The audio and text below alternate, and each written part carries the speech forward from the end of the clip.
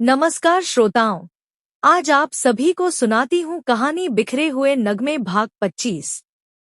शर्मिष्ठा मन ही मन professor Sandeep sir को लेकर बहुत से बातें सोचने लगी। ना जाने क्यों मुझे संदीप सर बहुत अच्छे लगते हैं और मैं मन ही मन संदीप सर के प्रति आकर्षित होती चली गई। मुझे नहीं मालूम कि संदीप सर परिवार वाले हैं। सचमुच किसी भी पुरुष को देखने पर पता नहीं चलता कि परिवार वाले हैं। विशेषकर संदीप सर के जैसे स्मार्ट और नौजवान को पहचान पाना मुश्किल होती है और मन ही मन में उससे प्रभावित होती गई। आज तक इतने सारे लड़के मुझे मिले हैं मगर किसी से मैं इतना प्रभावित नहीं हुई जितना कि संदीप सर से हो गई हूँ। और यही कारण है कि अब मुझे मन ही मन बहुत तकलीफ हो रही है। ऐसी लग रही है मानो मेरी अंतरात्मा तथा दिलो दिमाग को किसी ने निचोड़ कर ले गया हो। मेरी जीवन की सारी सत्ता टूटकर कर बिखर गई हो। शर्मिष्ठा के मनोदशा अब अच्छी नहीं है। संदीप सर को लेकर सोचते हुए बहुत भावुक तथा व्याकुल हो जाती है। फिर बहुत देर के बाद अपने आप ही सोचती है, मैं फालतू में उन्हें लेकर इतना भावुक हो रही हूँ जो नहीं होना चाहिए। अब तो मुझे पता चल गई है कि संदीप सर के पत्नी और बच्चे हैं। मुझे उन्हें लेकर इतना इमोशनल नहीं होना चाहिए क्योंकि जो मैं सोच रही हूँ वह कभी संभव नहीं हो सकती। फिर भी पता नहीं क्यों मेरी मन मानने को तैयार नहीं है। मैं उन्हें लेकर इतना क्यों इमोशन हो रही हूँ। नहीं, मुझे ऐसा नहीं करना चाहिए मगर मैं अपने आप को रोक भी नहीं पा रही हूँ और उन्हें लेकर सोचती जा रही हूँ जैसा कि हम दोनों में प्यार मोहब्बत है। मुझे उनसे दूर रहने की कोशिश करनी होगी और अपने मन को कंट्रोल करने की कोशिश करनी होगी ताकि खाम मैं संदीप सर में उलझने के बजाय अपनी नियमित जीवन यात्रा के बीच रहूं और अपने सपनों की राजकुमार को फिर से खोजने की चेष्टा करती रहूं। मैं इस वक्त चाहकर भी संदीप सर की कॉलेज से रेजिग्नेशन देकर दूसरी कॉलेज में नहीं जा सकती क्योंकि अभी अभी मेरी प्रोफेशनल लाइफ की शुरुआत हुई है। अतः मुझे इसी कॉलेज में ही रहते हुए तथा अपने मन को तसल्ली देते हुए मुझे अपनी जीवनचर्या को निभानी होंगी ताकि मेरी करियर की राह में कोई रुकावटें खड़ी ना हो सकें।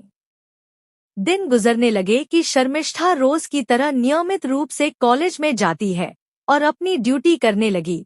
मगर समय के साथ साथ शर्मिष्ठा के व्यवहार में थोड़ी नरमी आने लगी और हमेशा उदास रहने लगी, जिस पर माँ सुनंदा देवी के मन में एक तरफ तो संतोष है मगर अंदर ही अंदर चिंता व्यक्त करती है। आजकल बेटी शर्मिष्ठा की चाल चलन में बहुत से अंतर आ गई है जो अच्छा तो है मगर ऐसे कैसे हो गई है।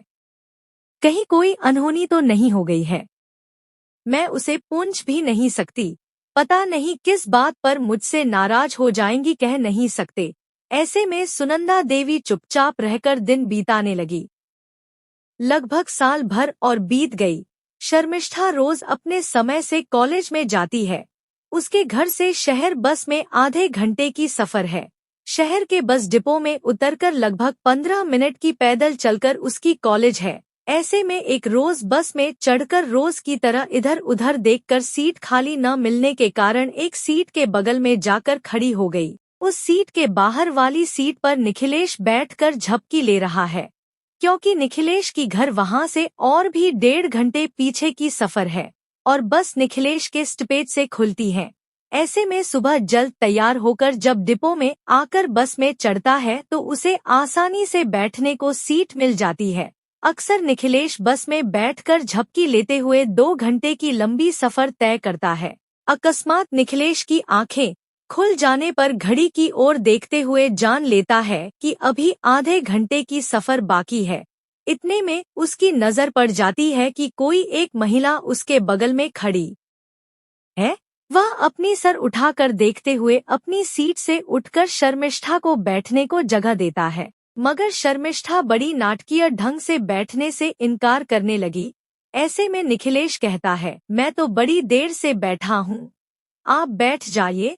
ऐसे में शर्मिष्ठा कृतज्ञता व्यक्त करते हुए तथा उसे थैंक यू कहते हुए निखिलेश के सीट पर बैठ जाती है पर आगे कुछ कहे बगैर चुपचाप बैठकर शहर तक पहुंचने की इंतजार करती रही। निखिलेश और शर्मिष्ठा दोनों ही चुपचाप रहकर अपनी डेस्टिनेशन में पहुंचने के लिए सफर करने लगे। शर्मिष्ठा मन ही मन सोचने लगी, इससे पहले कभी इस महोदय को नहीं देखी हूँ। शायद यह महोदय रोजाना सफर नहीं करते होंगे, क्योंकि मुझे तो नहीं लगती कि इससे पहले कभी उन्हें देखी हूँ। क्या पता मेरी बस में तो यही पहली बार मुलाकात हुई है। शायद प्रायः सफर करते होंगे, मगर दूसरी बस से हो सकती है, या तो कभी कभी शहर को आते होंगे, परंतु मुझसे कभी मुलाकात नहीं हुई और आगे भी कभी मुलाकात होगी कह पाना मुश्किल है।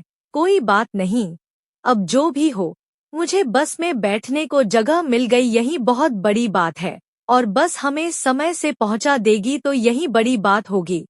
अगर रोज इस तरह के किसी व्यक्ति से मुलाकात होती तो कम से कम बस में बैठकर तो सफर कर पाती, क्योंकि बस बहुत पीछे से आती है, जिस कारण बस में बहुत भीड़ हो जाती है और मुझ जैसे बहुत से लोगों को बैठने की जगह नहीं मिलती और खड़े खड़े ही अपनी सफर पूरी करनी पड़ती है। शायद आज भी मुझे खड़ी होकर सफर करनी पड़ती। निहायत ही यह व्यक्ति थोड़ी ईमानदार तथा सहानुभूति सुलभ मन रखता होगा, तभी उसने अपनी सीट छोड़कर मुझे बैठने को कहा। अब तक तो इस तरह किसी ने जगह दी है करके मुझे तो याद नहीं आ रही है। साधारणतः कभी कोई सीट खाली मिल जाती तो वह अलग बात है। शर्मिष्ठा बीच बीच में अपनी सिर उठाकर निखिलेश की ओर ताकती है, मगर निखिलेश खिड़की से बाहर की ओर ताकते रह गया। समाप्त।